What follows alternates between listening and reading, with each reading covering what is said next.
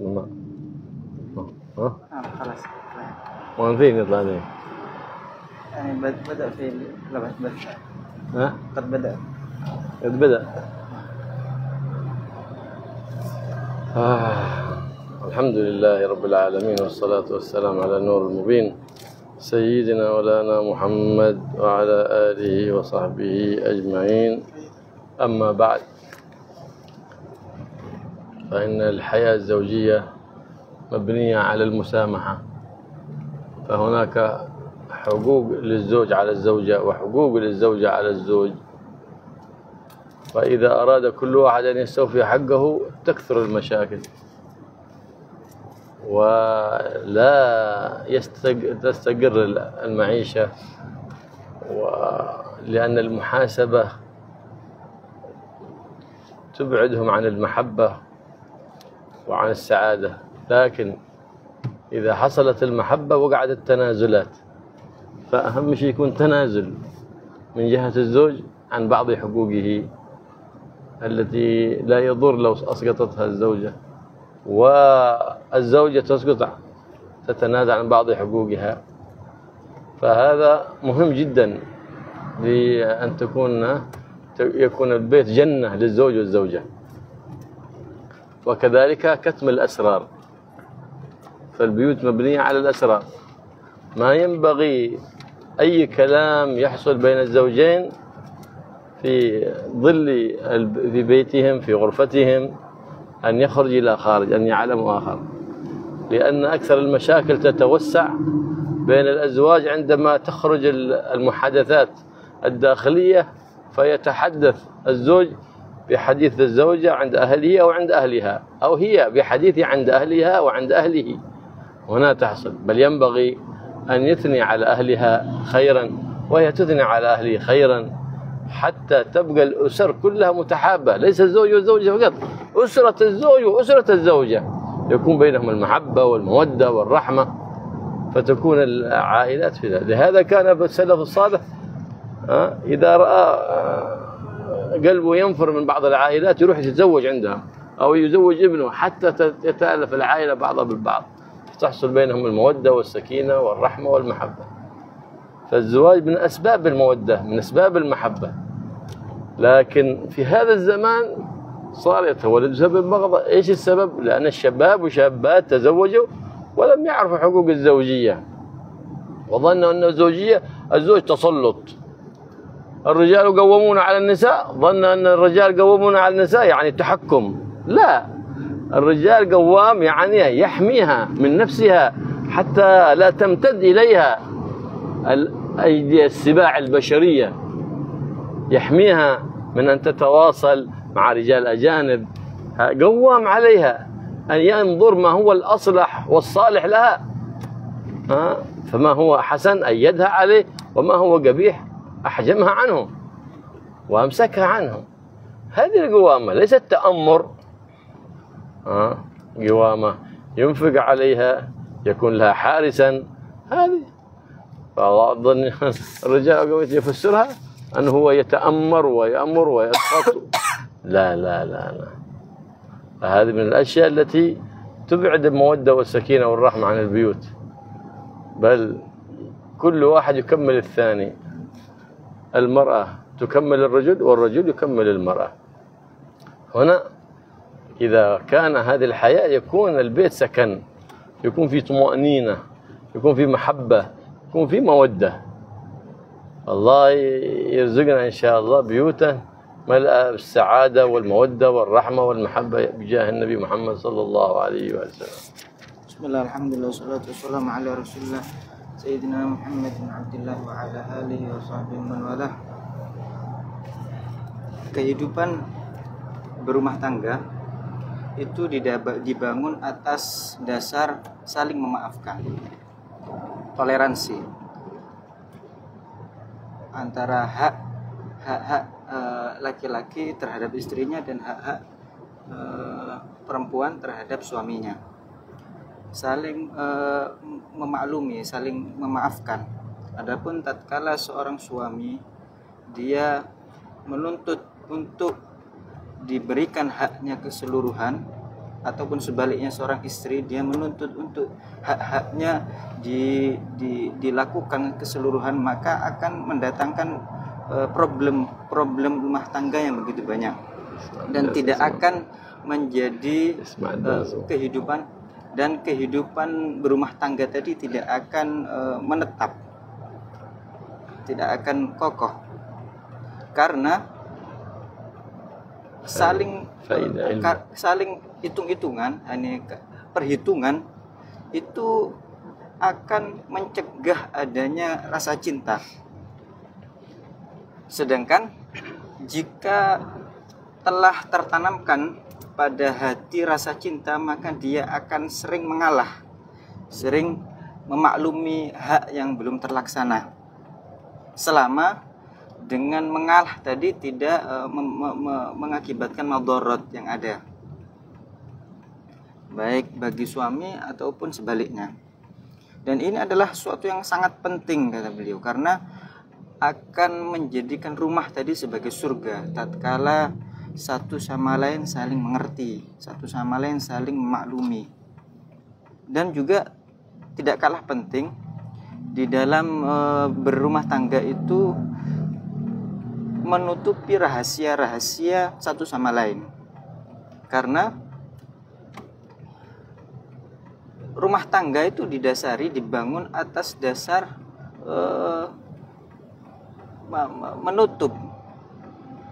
menutup ya. Dan tidak seharusnya bagi seorang istri segala apa yang terjadi di dalam rumah itu dia keluarkan ke luar rumah, meskipun kepada keluarganya, meskipun kepada ayahnya atau ibunya.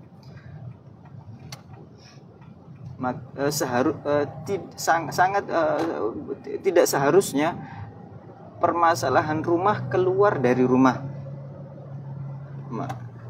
Dan yang diharuskan adalah satu sama lain saling memuji pasangannya terhadap keluarganya masing-masing, sehingga keluarga yang satu dengan yang lainnya akan memiliki rasa cinta, rasa kasih sayang, bukan sebaliknya. Dan begitulah para salafun saleh.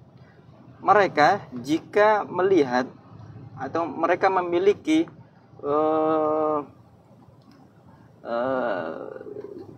terhadap sebagian keluarga, mereka memiliki unek-unek di dalam hati terhadap sebagian keluarga, maka mereka menikahkan anaknya kepada keluarga tadi agar muncul antara keluarga yang tadi mereka itu sebetulnya tidak dekat, atau akhirnya dengan menikahkan anaknya kepada keluarga tadi akan muncul di situ rasa cinta, rasa kasih sayang, karena pernikahan itu akan melahirkan kasih sayang. Bukan seperti fenomena di zaman sekarang ini, malah pernikahan menimbulkan banyak sekali problematika, banyak sekali permasalahan. Kenapa? Karena seorang suami ataupun seorang istri dia menikah dan tidak mengerti hak-hak pasangan yang akan dilaksanakan oleh dirinya. Dia menganggap bahwasanya menikah itu sekedar dia akan menguasai si istri, dia menjadi hakim bagi istri. Bukanlah makna ar-rijalu qawwamuna 'alan nisa, seorang laki-laki itu memimpin terhadap perempuan itu berarti dia itu menguasai, dia menjadi hakim. Bukan seperti itu. Akan tetapi maksud daripada ayat itu laki-laki itu menjaga perempuan tadi, menjaga diri perempuan tadi daripada manusia-manusia yang ganas, manusia-manusia buas, kata beliau. Menjaga dia daripada orang-orang jelek, menjaga dia daripada berhubungan, berkomunikasi dengan laki-laki yang bukan mahramnya, baik di dunia nyata ataupun di dunia maya. jika melihat daripada istrinya tadi sesuatu yang baik, dia dia mendukung, dia mengapresiasi. Jika melihat sesuatu yang jelek, maka dia menasihati dan tidak senang dengan perbuatan yang dilakukan oleh istrinya tadi. Juga makna daripada ayat tadi juga, rijal qawwamuna 'alan nisa, dia itu berinfak, berkorban kepada istrinya dengan dia berinfak kepadanya, bukan hanya sekedar menguasai kemudian menjadi hakim bagi si perempuan tadi, si istri tadi. Karena hal-hal yang seperti ini akan menjauhkan seseorang tadi daripada mahabbah, rasa cinta. Maka hendaknya setiap dari pasangan, suami atau istri, dia saling melengkapi kekurangan pasangannya. Si suami melengkapi kekurangan istrinya. Begitu juga si istri, dia melengkapi kekurangan suaminya, sehingga muncul di dalam rumah tangga mereka rasa cinta, rasa kasih sayang. Dan inilah yang akan menjadikan istri, yang menjadikan tempat kembali dan rumah bagi suaminya, karena di situ pasangan memiliki rasa cinta dan rasa kasih sayang. Semoga Allah Subhanahu wa taala memenuhi pada rumah tangga kita rasa cinta, rasa kasih sayang. كل زوج يحب من زوجته الصدق في الحديث والأمانة، كذلك كل زوجة تحب من زوجها الصدق في الحديث والأمانة. فإذا بدأ الكذب يدخل بينهما، هنا بدأت الخيانة، بدأ البيت المتماسك يتهدم، بداية من أن تكذب الزوجة على زوجها أو يكذب هو عليها. فالكذاب لا يحترم في المجتمع العام، كذلك في المجتمع الخاص. وإذا الإنسان ما أحكم مجتمعه الخاص في بيته وأسرته، فأن له أن يحكم مجتمعا عاما؟ فلا يستطيع بذلك. أنت لا تستطيع أن تواجه المشكلات الخارجية ما لم يكن عندك أهلية لمعالجة المشاكل الداخلية.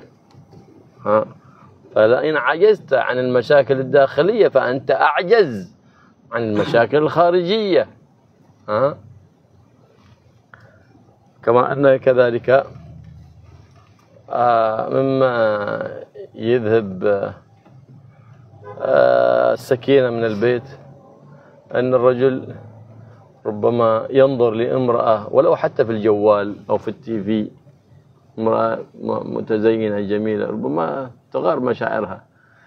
كذلك أو يوصف امرأة جميلة كذا كذا كذا كذا، مهما كان الزوجة تغار في باطنها. هذا مما يورث نفور بين الزوج والزوجة. بل الزوجة تحب عندما تأتي متزينة وما شاء الله اللباس جميل، جانتيك أو نحو ذلك، يعني تحب ثوب جميل، تسريحة جميلة، ميك أب، وربياسة جميل، وهكذا. تحب المرأة هذا الشيء؟ نعم. فيكون هذا كله من المداعبة، كما لهذا النبي محمد صلى الله عليه وسلم قال: اجعل بينك وبين المرأة رسول. ايش الرسول هذا بينك وبينها؟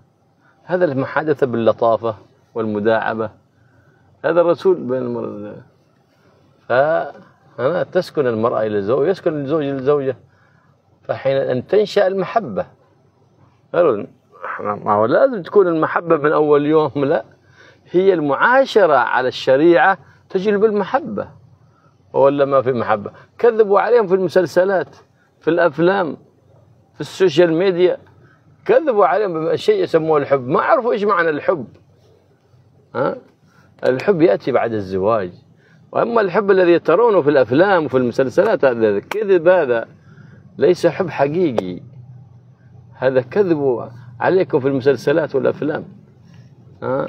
يحب ثم بعد ذلك تظهر له كل جميل في أيام ثم إذا تزوجها أرته الوجه الآخر، فكثرت حالات الطلاق اليوم في المجتمعات لهذا السبب. حتى أنهم كثير يسوي خطبة ثم يخرج هو وياه للتمشي وهكذا. هذا شرع يأمر بهذا الشرع؟ ما يتأتى. تريد ذرية صالحة وأنت من بداية الأمر كسرت قوانين الشرع، ما يتأتى هذا.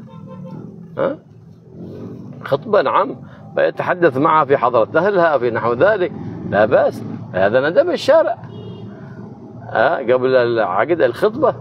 ولا ينبغي أن تطول مدة الخطبة حتى يحصل للزوجين ملل، لا، خطبة حتى كل واحد يتجهز ويتعرف على الثاني أكثر، هذه مرحلة. لهذا ندبت الخطبة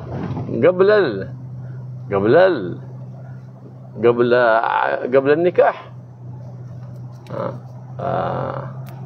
ينبغي للزوجين هذا، فلهذا على مدة الخطبة هذه مدة الانتظار، هذه مدة الانتظار هذه تعبر أوقاتها صعبة شوية. لهذا ينبغي أن تكون مدتها قصيرة، ويعجل في ذلك الزوجين، ولا ينظر إيش بيقول الناس. ما دمت أنت قد سألت على البنت وانشرح بها خاطرك وعرف دينها وأدبها وخلقها، خلاص، ما إيش بيقول الناس؟ أنت بتتزوج الناس ولا بتتزوج البنت؟ وبعض الناس للأسف يتزوج البنت لأجل أبيها، عنده مال أو عنده جاه أو نحو ذلك. لا، أنت تزوجت البنت ولا تزوجت أبيها لمال أبيها؟ ما تحصل شيء بركة.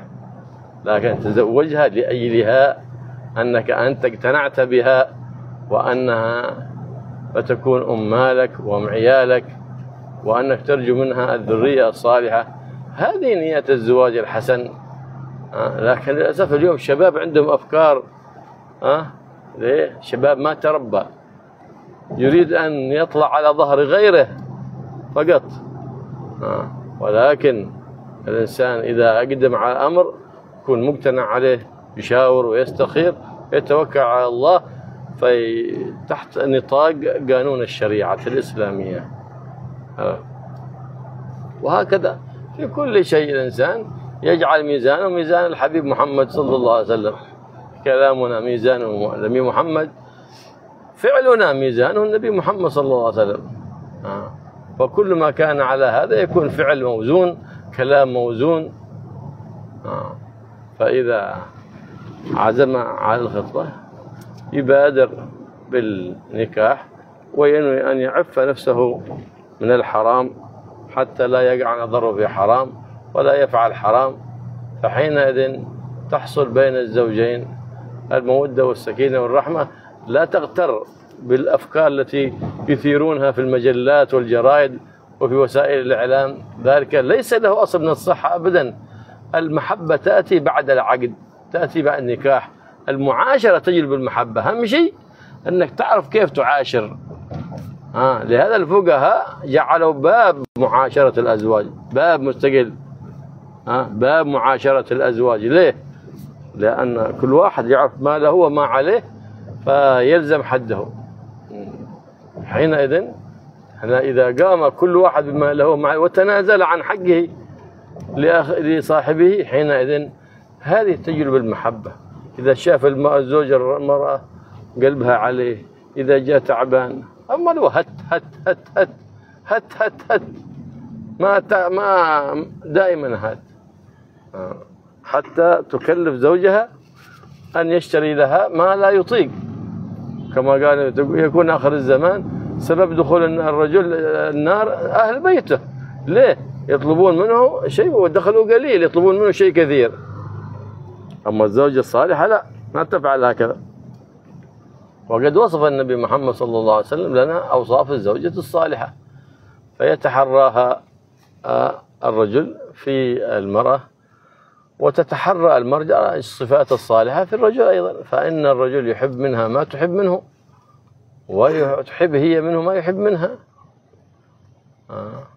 فالله يوفقنا للقيام بحقوق الزوجية وجميع الحقوق، يوفقنا ربي للقيام بها على أكمل الوجوه وأحسن الوجوه بما يرضي ربنا وبما يرضي نبينا محمد صلى الله عليه وسلم.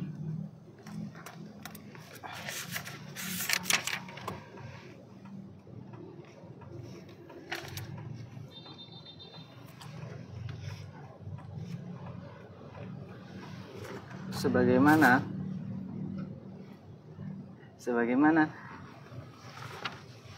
istri, sebagaimana suami menginginkan terhadap istrinya dia selalu berkata jujur, dia itu memiliki amanah, maka hendaknya itu juga dipraktekkan pada dirinya. Adapun tatkala suami ataupun tatkala istri mulai untuk membohongi pasangannya, maka di sini dia telah mulai untuk berkhianat terhadap pasangannya. Dan di sini rumah yang telah kokoh, terbangun secara kokoh akan mulai runtuh sedikit demi sedikit, mulai rapuh sedikit demi sedikit. Kenapa? Karena terjadinya khianat di dalam rumah tangga tadi, dengan pasangan terhadap suami atau istri terhadap pasangannya mulai berbohong dan tidak amanah lagi. Sebagaimana kita ini tidak diperbolehkan untuk berbohong kepada orang lain, diharamkan oleh Allah Subhanahu wa taala, maka begitu juga kita memperlakukan pasangan kita.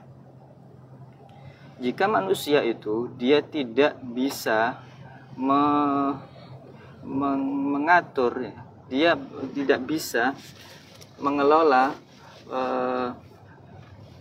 daerahnya yang khusus, maka terlebih lagi dia tidak akan bisa mengelola daerah yang lebih umum.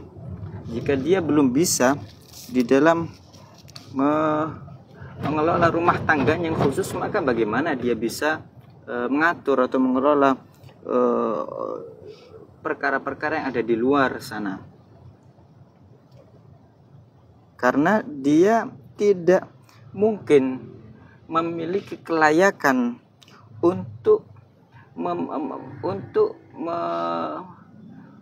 tidak memiliki kelayakan untuk memperbaiki permasalahan-permasalahan luar selama dia masih belum bisa untuk memiliki belum memiliki kelayakan untuk memperbaiki masalah-masalah yang ada di rumah tangganya.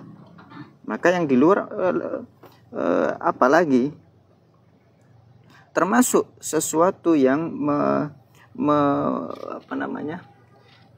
menghilangkan sakinah di dalam rumah tangga. Tatkala seorang suami dia melihat baik di TV ataupun di HP wajah perempuan yang cantik yang bukan mahramnya, sehingga si istri tadi akan cemburu. Bagaimanapun istri akan cemburu, atau si suami tadi mensifatkan perempuan lain, bahwasanya perempuan lain ini cantik atau indah atau dan lain sebagainya di depan istrinya. Bagaimanapun istri akan cemburu dan akan hatinya akan terganggu, tersakiti karena akan hal tersebut. Maka hendaknya kita memperlakukan istri sesuai yang dia suka. Seorang istri itu tatkala dipuji, Masya Allah pakaiannya baik, pakaiannya indah, make upnya, wajahnya cantik, istri suka tatkala dipuji seperti itu. Maka hendaknya kita memperlakukan istri kita seperti itu, karena itu termasuk daripada muda'abah, termasuk daripada bersendagurau atau merayu ya.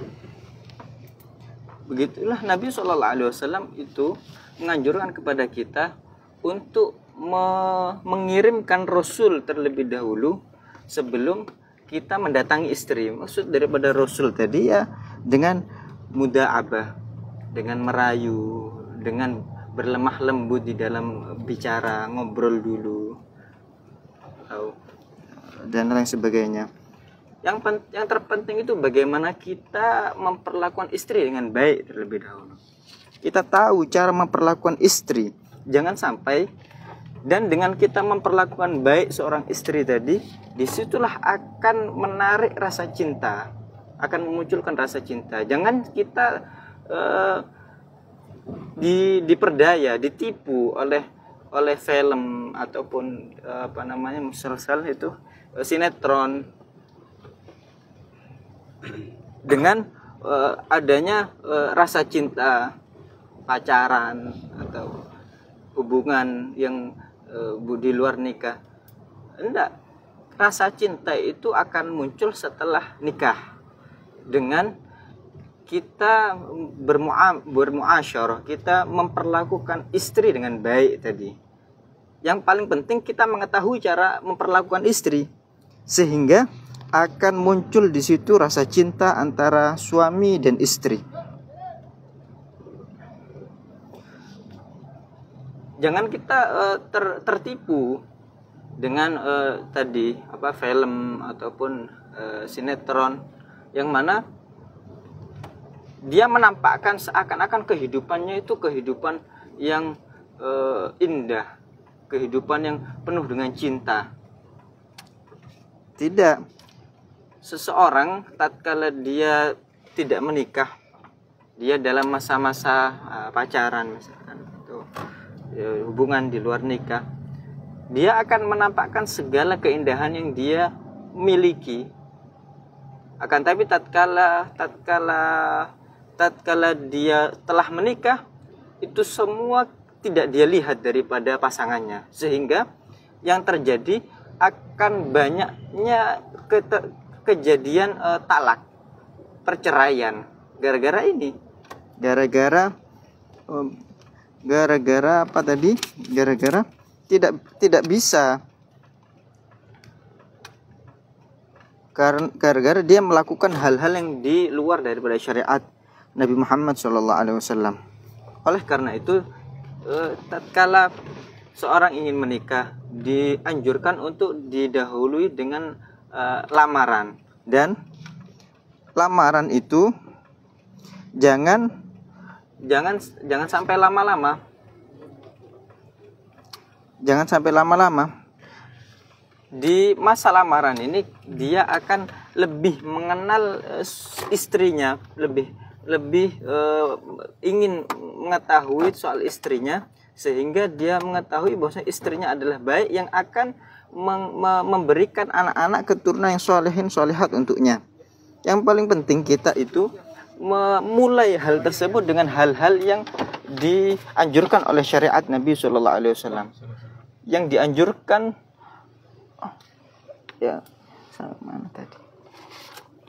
yang dianjurkan oleh syariat Nabi Muhammad SAW, sehingga pernikahan tadi akan berkah, menjadi berkah. Bukan seperti kebanyakan orang yang telah memulai daripada pernikahannya tadi dengan hal-hal yang diharamkan oleh syariat. Dia ingin menikah, kemudian baru lamaran dia langsung membawa calon istrinya itu keluar. Nah, ini belum apa-apa dia sudah memulai dengan hal yang diharamkan oleh Allah Subhanahu wa taala. Kemudian dia menginginkan keturunan yang berkah, keturunan yang saleh-salehat daripada pernikahan itu. Bagaimana bisa tatkala dia melanggar daripada syariat Nabi Muhammad SAW? Maka itu dianjurkan khitbah sebelum pernikahan, dan khitbah tadi jangan sampai dalam waktu yang lama, karena khitbah itu ibaratkan itu masa dia menunggu. Mungkin seseorang akan merasa payah di dalam menunggu tadi jika khidbahnya dan antara khidbah dan pernikahan itu lama, dan mungkin akan merasakan kebosanan terhadap pasangan yang akan dia nikahi nanti. Itu bilang. Akan tapi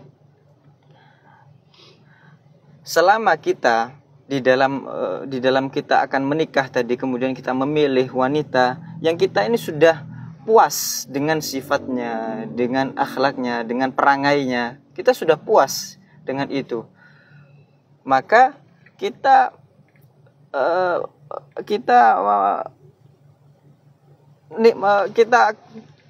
jangan mendengar daripada ucapan orang lain. Jangan kita terpengaruh dengan ucapan orang lain sehingga akan membatalkan daripada pernikahan. Karena tatkala kita sudah puas dengan sifat yang dimiliki, perangai yang dimiliki, ya sudah, ada apa dengan orang lain? Kita menikahi perempuan tadi, bukan menikahi manusia, menikahi orang lain. Bukan seperti sebagian orang, dia menikahi seorang perempuan karena harta ayahnya, karena ayahnya kaya. Kamu ini menikahi perempuan tadi apa menikahi ayahnya? Enggak, hendaknya kita menikah karena perempuan tadi. Bagaimana kita telah puas dengan, kita telah melihat bagaimana karakternya, sifatnya, kita sudah puas dengan itu, dan kita berharap dia itu akan dapat menjadi ibu daripada keluargaku, dan bisa diharapkan daripada perempuan tadi anak-anak yang salihin salihat. Begitulah. Bukan seperti pemuda-pemuda yang ada sekarang ini, gak tahu kenapa banyak sekali mereka punya pola pikir yang lain gitu. Maka hendaknya kita tatkala akan melangkah ke dalam pernikahan tadi, kita bermusyawarah, dan itu semua itu di bawah naungan syariat. Karena timbangan yang kita pakai di dalam setiap perkara yang kita lakukan adalah Nabi Muhammad SAW. Kita timbang dengan syariat Nabi setiap ucapan kita timbang dengan syariat Nabi setiap perbuatan kita. Dengan begitu perbuatan dan ucapan kita akan menjadi sesuatu yang benar, yang tepat, karena telah dicocokkan dengan timbangan syariat Nabi Muhammad SAW.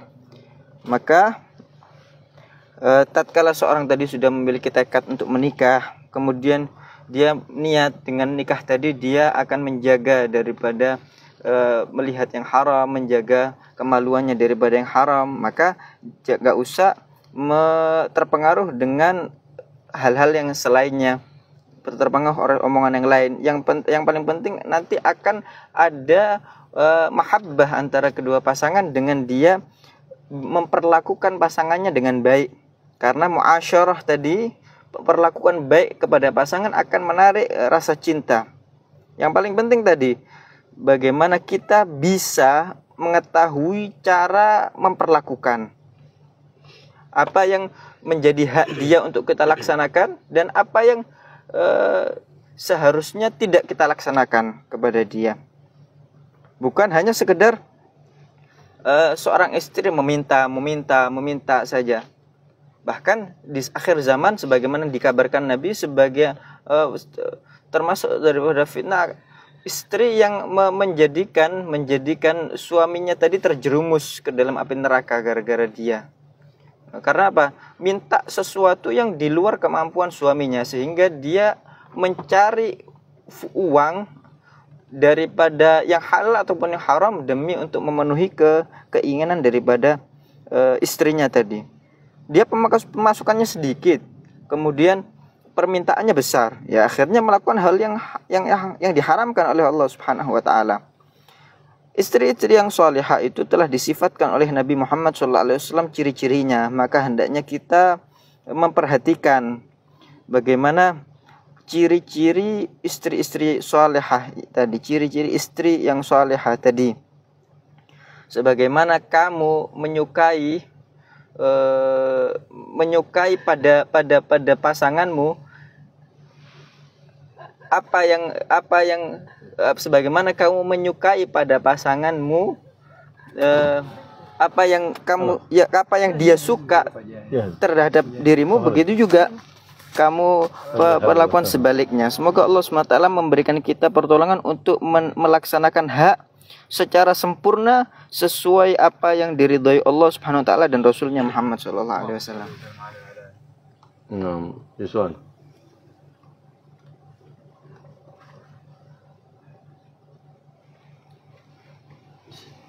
الله يوفقنا إن شاء الله زوجات صالحات طائعات عابدات راضيات مرضيات لله رب البريات، ويوفقنا لما يرضيه عنا، ويجنبنا كل ما يسخط عنا بجاه النبي وآل النبي. سر الفاتحة إلى حضرة النبي محمد صلى الله عليه وسلم.